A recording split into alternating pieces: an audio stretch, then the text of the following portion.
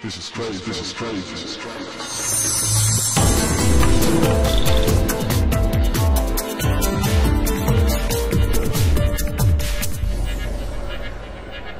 All right, who are you and what do you do? My name is Fred Jacob. I live in Knoxville, Tennessee, and for the last 18 years, I have been in love with the wedding business. I do several things. I started by producing a magazine, and then grew to producing shows, and now I have a notebook for brides called the Pink Book. The Pink Book, that's the Pink Book blog that you, I think you're telling me about. If you go to thepinkbook.com, there's a blog button on the right-hand side. You click that button, and it takes you to our blog site where we have people blogging from all over the world. Why is it so important to be blogging in today's generation? I think blogging is the new way to communicate, and on a personal level, but it's not personal. So it's kind of a sneaky way of allowing people to read about you, and you can talk about yourself in a way that's okay, and the rest of the world gets to see what you're doing. And unbelievably, a lot of people are excited about reading about other people, and it's kind of what we see on TV shows, the real-life TV shows. Same thing with the blogging. People want to read about what you're doing that's special and unusual. Excellent. Bridal shows. You said you've produced a number of bridal shows over the year. The WMWA, we're going to be putting on our first January show this year. We're really excited.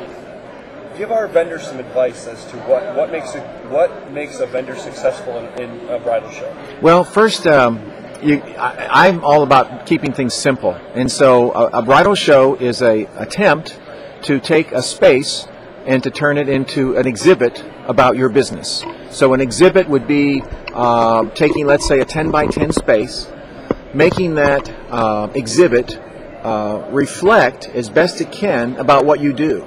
Now, for some people, that might mean chairs, very comfortable. For other people, it may mean no chairs, lots of pictures if you're a photographer.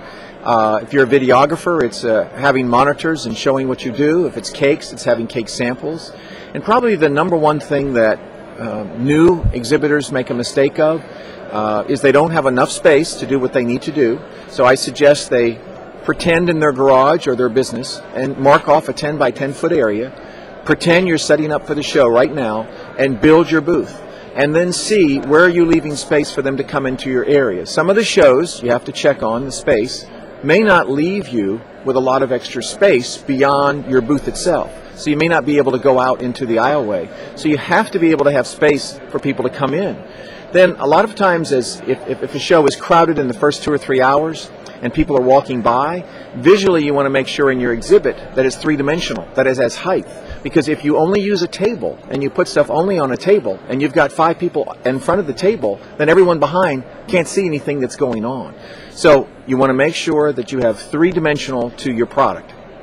As far as the banner on the back of your booth, that's probably visually one of the most important things. It's like a billboard on the highway. You want to make sure that it says its message and says it in as so few words possible that they know exactly what you do, that they know exactly why they want to stop by your booth.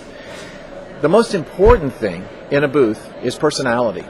And it's amazing how many booths that we could go to any show, walk up and down the aisles, you'll see people sitting in chairs, eating food, chewing gum, acting like they don't care about the people who are walking up. So the personality of the booth, both in its physical appearance and the personality of the people, are going to make the show successful for you or not. If you're in a facility that doesn't have carpeting, adding a touch of carpeting to the bottom of your booth. If you want to dress up your booth with linens, colored linens, if you want to add 8-foot poles to the corners of your booth and do a little draping to create a little of an awning kind of effect. I really encourage people to think about buying 2 booths depending on what they're going to do, especially if they have a lot of product to show, or in the case of food, to give out, because it takes a lot of space and you want people to be able to get to you very easily. I have a saying that I use for shows. The saying is very simply called, it's a quick saying. It's Fred's Quick Method. It stands for Q, qualify the bride as soon as she walks up. U, understand her needs as soon as you can. I, identify if you can help her. C, set up a contact time through your appointment book. And K, kick her out of your booth as soon as you can and move on to the next person. Because the whole thing about a show is seeing lots of people. Now, the most important time of the show is at the end of the show, because during the last hour to an hour and a half, You get the people who are coming back around the second or third time because now they're thinking they want to try to make some decisions. And that's the most important time of the show when, as a vendor, your stomach is hurting, your feet are hurting, you have a headache, and you're wanting to leave. You have to be so prepared for that end of the show to be able to close in on those really good candidates. So you're telling me vendors should be able to book services at a show? How does that happen? Well, if you don't ask, you won't book.